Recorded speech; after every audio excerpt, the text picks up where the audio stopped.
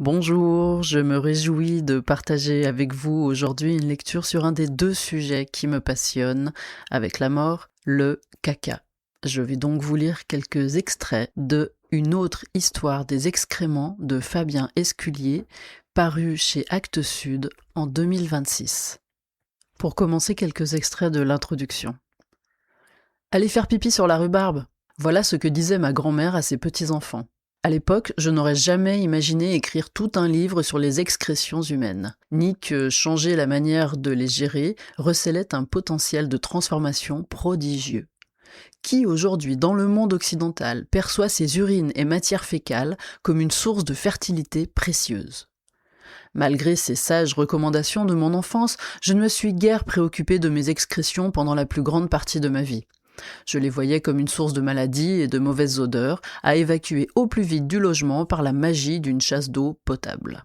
Or, il y a une raison très prosaïque qui nous oblige à nous intéresser à nos excrétions, parce que nous sommes dans la et pour nous en sortir, il va entre autres falloir justement que l'on y accorde une attention renouvelée.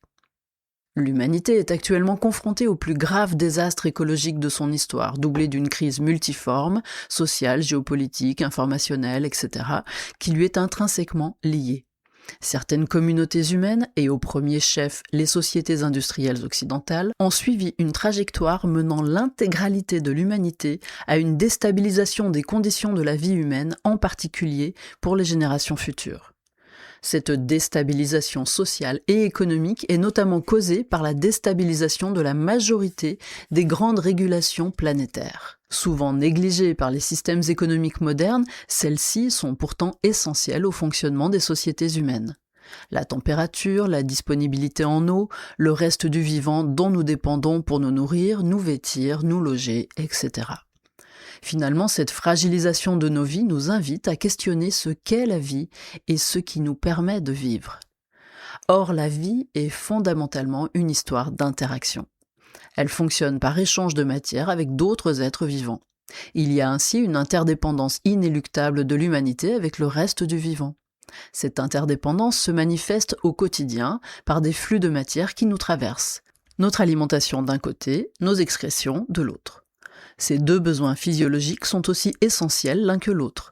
On meurt tout autant de ne pas pouvoir manger ou boire que de ne pas pouvoir uriner ou déféquer. Et dans le fonctionnement d'un écosystème, comme à l'échelle du système Terre dans son ensemble, les matières excrétées par des êtres vivants ont une fonction aussi importante que les matières ingérées par d'autres.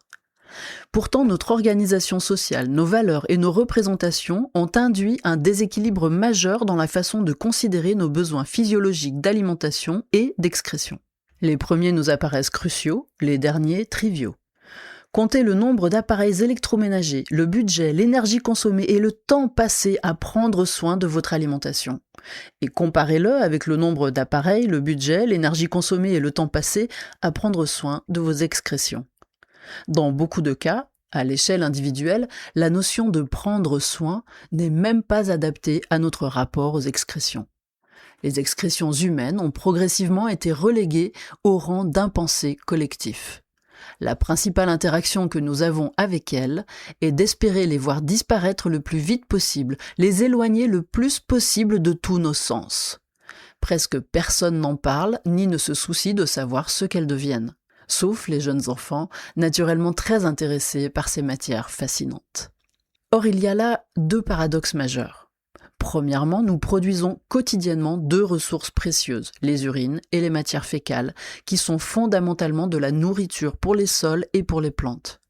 Du point de vue du fonctionnement des écosystèmes et donc du soutien de la vie humaine sur Terre, comme du point de vue de la prévention pour la santé humaine, mettre nos excrétions dans l'eau fait probablement partie des pires options envisageables, déployées à grande échelle seulement depuis quelques décennies.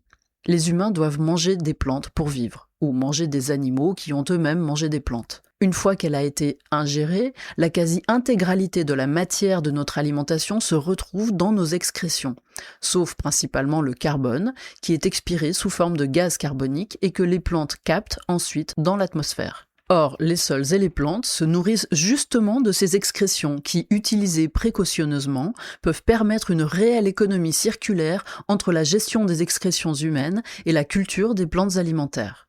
Dans l'histoire récente de l'humanité, il semble plutôt difficile de trouver une société qui n'ait pas mis à profit le pouvoir fertilisant de nos excrétions. Ce faisant, les risques sanitaires liés aux excrétions sont d'ailleurs susceptibles d'être mieux gérés que s'il s'agit principalement de s'en débarrasser. C'est là qu'apparaît le deuxième paradoxe majeur. Bien que nous cessions d'y penser une fois la chasse d'eau tirée, nos excrétions ne disparaissent pas pour autant. En fait, notre société en prend très grand soin. Depuis les personnes qui changent les couches, nettoient les toilettes ou débouchent les tuyaux, en passant par les égoutiers, les constructeurs et les exploitants de stations d'épuration, jusqu'aux agriculteurs qui épandent les boues dans leurs champs, le secteur de la gestion des excrétions humaines est un pan très important de notre économie. Et très dévalorisé pourtant.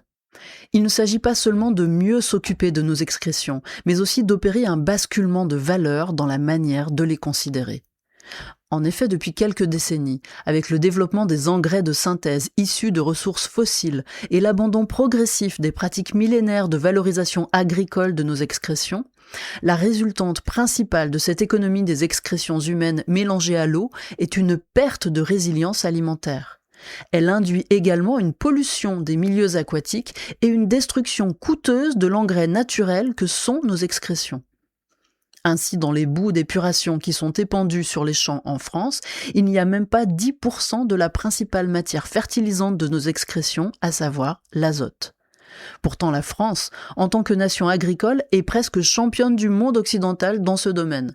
Les autres pays tournent plutôt autour de 5%, 2%, voire souvent 0% de valorisation de l'engrais naturel azoté de nos excrétions. Nous dépendons en amont d'une usine pétrochimique de synthèse d'engrais azotés.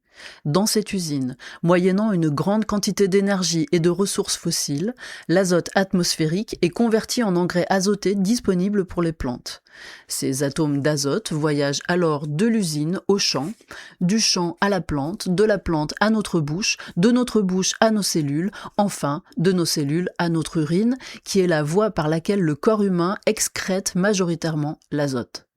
À ce stade, l'azote est exactement sous la même forme chimique qu'à la sortie de l'usine de synthèse d'engrais azotés, à savoir l'urée. Et son voyage continue.